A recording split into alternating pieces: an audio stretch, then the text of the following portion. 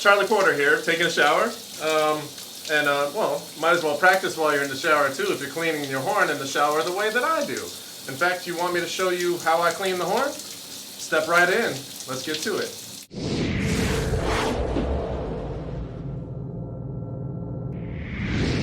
One thing that I love to do every couple weeks or so is just to flush out the entire horn, kind of like you would if you were, say, flushing out the radiator in a car. So check this out for a second. What you're going to want to do is make sure you're holding down all 3 valves like such, and also secure your slides so that they're not going to pop out as you're doing this. And notice I'm not using my Monette. When I clean my Monette trumpet, I try to be very careful, but for the purposes of this video right now, I'm going to use this student horn. So you want to make sure you have a good amount of water pressure and get it nice and warm. And you'll see that I'm just letting this build up, right? And as it starts to build up, and I have all the valves depressed, you'll start to see that the water will, and I'll lift the horn up and show you guys this, the water is going to start coming out through the lead pipe, like this. So to make sure that you've gotten all the water out at the end, you're going to give it a nice blow with all the valves depressed.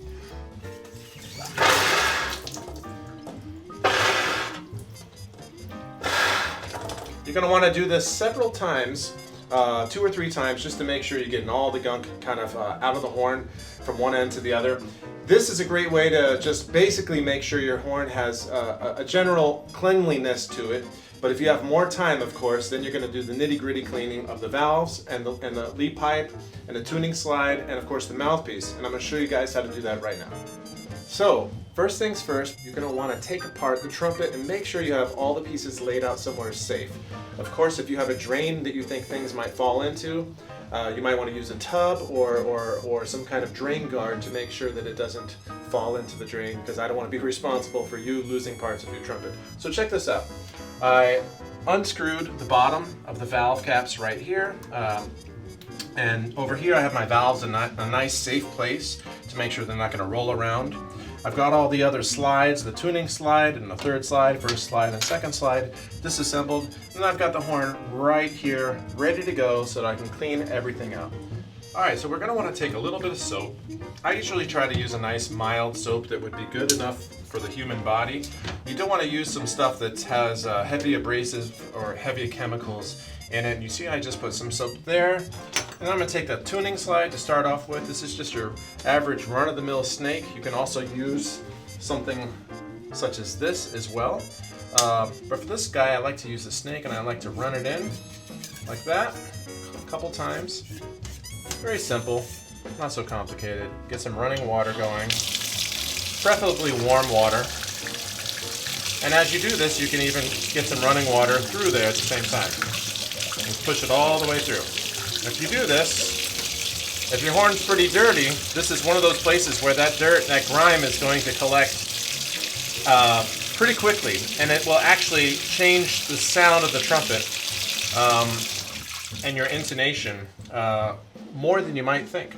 So getting that nice and clean, as well as your lead pipe, every couple weeks is really important to maintaining the best sound that you can get out of your horn. So we're going to continue now and make sure that we get all the other slides and the valves cleaned out in a similar way. So check it out. See these little portholes in the valves? These can get dirty really quickly. You see how green and nasty that is? Sometimes you will have to actually get a chemical clean for your horn because these will be kind of hard to clean with simply just doing it with a brush. Another way of cleaning it is an ultrasonic bath. That can also do wonders. But for right now, we're going to get out what we can. You can see a little of that grime is getting onto my fingers there. So this is actually working. We're getting something happening here, which is good. And then I would basically do the same process for all the rest of the valves. Again, I could also use a brush, something like this, right? This can also do the job as well. Some brushes don't fit through as well. You got to watch out with some of these cleaning kits that you get. Actually, the tip will be very jagged and it can scratch up the metal. So some of them will actually have a plastic tip. Those are actually a little better than this guy right here. But basically what you want to do is after you get some of that scrubbing action going, you're going to then go through a couple more times with the brush, like so. There we go. That's going to get out any of the loose grime that's going to build up and then slow down your valves, right? So if you want happy valves, make sure they're clean valves. So same thing with these guys. Not rocket science, guys. Pretty easy. Yep. You'd be surprised how many people say, you put your trumpet in water? Well, guys, this is not a violin. You don't have to worry about getting it wet. It's not going to rust. It's not made of steel, right? These things are made of brass.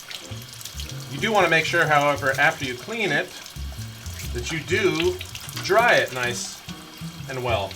So, there we go. Nothing to it. Also, these guys get a little grimy, if you can see inside of there, right? So, you can use a brush like this.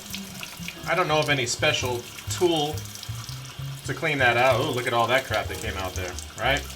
So you do the same with all these guys, right? Very simple. And voila, when you get that done, it's time to get to the main body of the trumpet, and that's coming next. In addition to cleaning your trumpet, you have to make sure that your mouthpiece is cleaned at least once a week. I try to do it every couple of days. You would not believe how quickly stuff starts to build up inside of this piece of metal right here, especially if you're one of those people that has a cheeseburger and then drinks a soda and then tries to play the trumpet right afterwards. I think you're going to be in for a rude awakening the first time that you go to clean your mouthpiece. So all you need is one of these guys and of course some running water and some soap. I've already put a little soap on it. Real simple, folks. You're going to put the mouthpiece brush in there. Put it in the back right here as well. And you don't need a bathtub for this, of course. Just need some running water and a mouthpiece brush. And I'll tell you that if you're in a pinch, let's say you're in a rehearsal and you realize you haven't cleaned your mouthpiece in a long, long time, take a piece of paper and what you do is you fold the end of it. And if you really want to gross out the people next to you in the trumpet section, and I've done this before, you just sit there and you clean it out and pull out that big wad of green stuff from your gross mouthpiece that you didn't clean because you didn't do what I'm telling you to do right now. So make sure that you clean your mouthpiece at least once a week with a mouthpiece brush. So here we go. Here's the funnest part. We're going to clean the body of the instrument. This is where a lot of the crap will build up, especially here in the lead pipe. And sometimes in this hard to reach place back here, which is what you're really going to need one of these long snaky things for, okay? One of these brushes here, not quite going to cut it, okay? Another thing you could use is one of these swabby things right here. This works pretty well. It has a little weight on one end and a little kind of leathery thing on the other end. As far as the valve section itself goes, you're going to want one of these guys. This is what I found to work the best, even better than a brush that can go through there is something like this. You attach a little cloth to it and you run it through. So let's start in fact with the valve casing right now, and we'll work our way through the rest of the horn. So we're gonna just turn on some of that water again. Make sure that I have this nice and wet, although you could do it dry as well. I like to do it wet. Put a little soap on there. Okay, and then you want to be really careful that you don't ding up your horn here.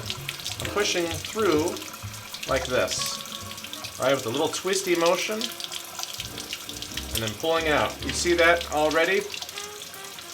Same thing here. Give it a little bit of water. Of course, turn off the water in between. We don't want to waste water.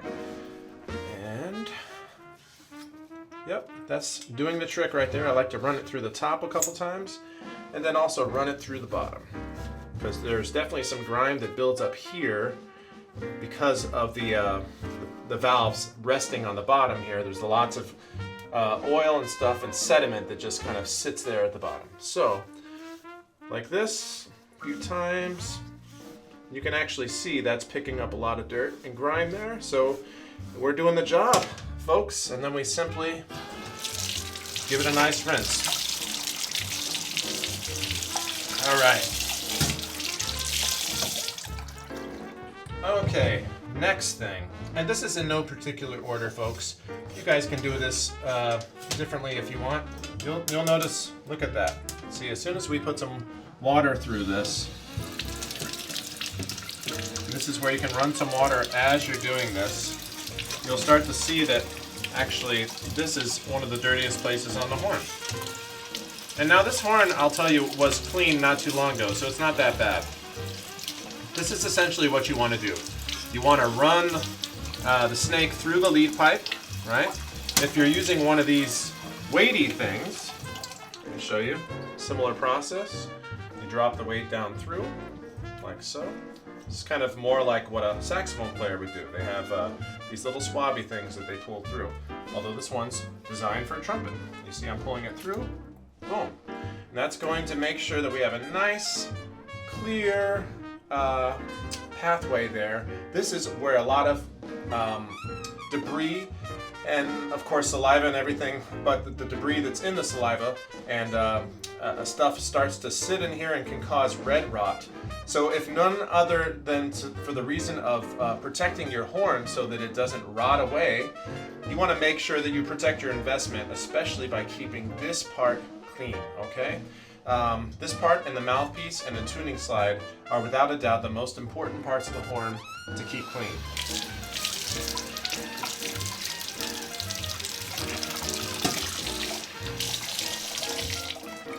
Okay, next part, folks, and we're almost done, is just to get to those other slides. Not too complicated. Boom, boom, boom. And of course, there's the other part that the tuning slide is going to go into, so that also gets pretty dirty. Right there. I want to give that a good scrub from the inside. And these guys as well. Ooh, look, some stuff coming off there. And every now and then, don't get alarmed if one of your snakes gets stuck inside. It's just hanging up on the inside there. But make sure not to yank it really hard because the metal can scrape the inside here and actually cause some problems with your valves later on. So always be gentle, folks, when you're doing this. Oh, see, it just got hung up there, but I didn't go crazy and pull it out. Now the last thing we're going to do is actually go through the bell. And the reason we want to do this is we want to come all the way through this bell bend right here. And so you'll know that you're all the way through it when you actually can see and verify from the other end. Can you see the brush coming through right there? Okay, now if you look, I'm going to pull it and it's going to, oh, there, just got stuck, like I said could happen. So when that gets stuck like that, you're going to give it a nice gentle push with your pinky. Ah, there we go. Now it's going to come out again. And you're going to do that a couple times. And again, this might dislodge some stuff that's in your horn. We're going to give it a nice rinse. All those places that we just stuck the brush in, we're going to rinse out. And preferably this is with warm water. All right, and try not to bang your horn around too much like I am right now. If you have say a garden hose and you want to do this outside in the grass, that might be a much better place to make sure that you're not dinging your horn around, right? But again, just letting the water run through, get all the slides. The next thing we're going to do after I've rinsed everything out is I'm going to assemble everything together and give it one more final flush. So let's do it. Okay folks, now that we have the horn put back together and assembled, make sure you put the valves in the right slots. Make sure that you feel them click into place as they should. If you're not sure how to do that, just check out the next section where I oil the valves and I'll explain how to do that. But for right now, make sure everything's put back together, and what we're going to do is we're going to run the water through it one more time. We're going to be nice and gentle, make sure not to hit the horn too many places. And like I said, you're going to want to keep the valves depressed when you do this. And you'll see that the water will start to actually pour through the other side. And that's a sign that your flush is starting to work. Right? And then, just like before, we're going to blow out that excess water, and we can also empty through the spit keys, or I like to call them water keys, since it's not really spit. I mean, come on, right? It's water. So you get that going. Then the next thing we're going to do is we're going to dry the thing off and give it a couple more blows through, make sure that the rest of the water is out of the horn.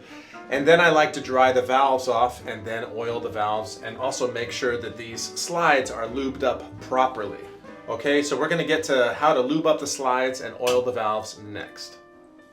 Hey guys, I'm out of the shower now and nice and dry. The horn, however, still has some water in it. So like I said, you wanna make sure, you're gonna wanna blow out some of the residual amount of that water. You might even have to empty some of the slides.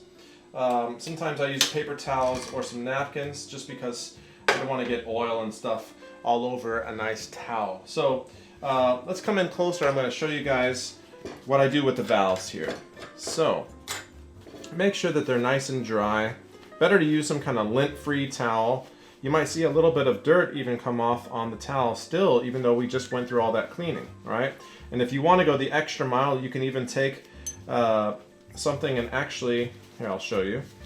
You can go in like this and kind of clean the valve even more. Oh, look at all that just came out.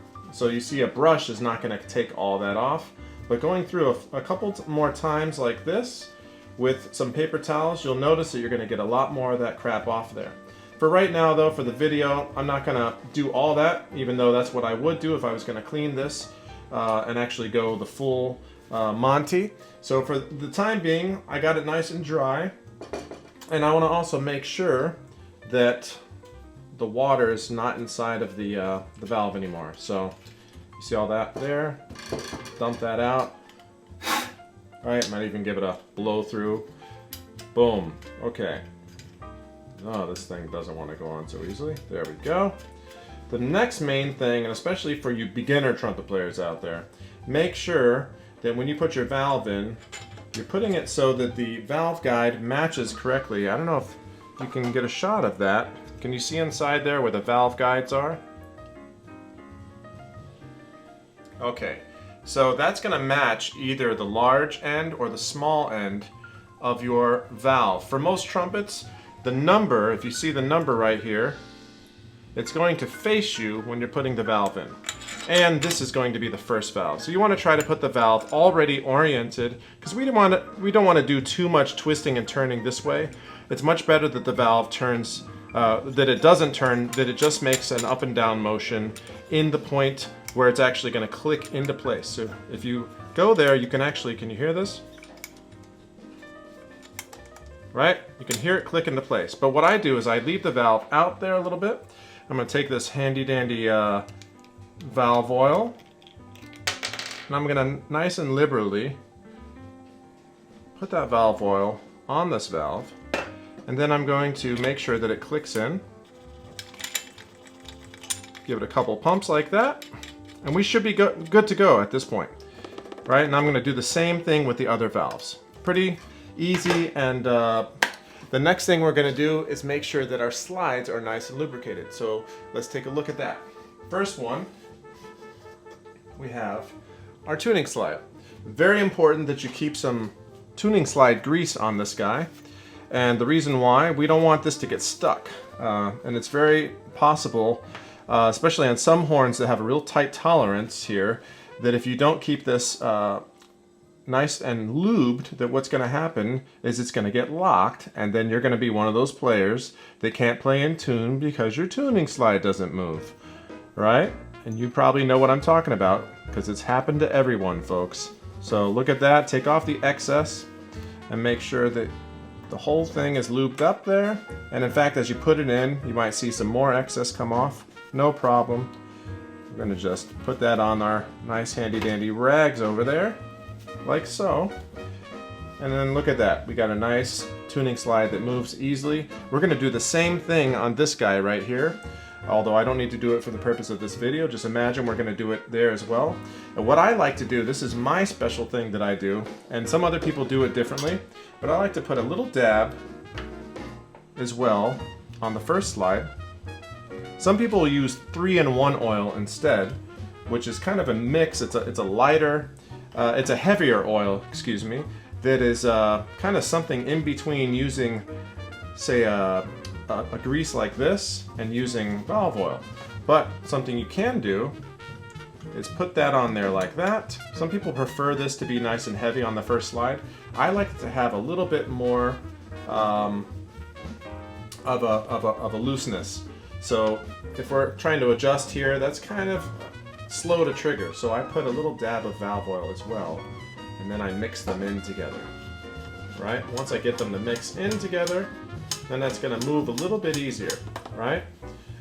So that's what I do for the first slide.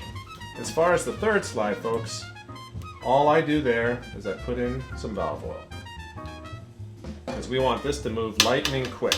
You don't want to have any resistance here at all. And that basically does it, folks. That's what you're going to do to get your horn in tip-top condition, clean, and running like a mean machine. So folks, if you've liked this video, please click subscribe and also click that bell icon to be notified of future videos starring yours truly, though maybe not in my shower. But enjoy this one while you got it, and I hope that you've learned something about keeping your horn clean. At least you got my perspective on how to do it. And hey, guess what? You get to take a shower at the same time, right? So thanks so much for watching, guys, and I'll see you the next time.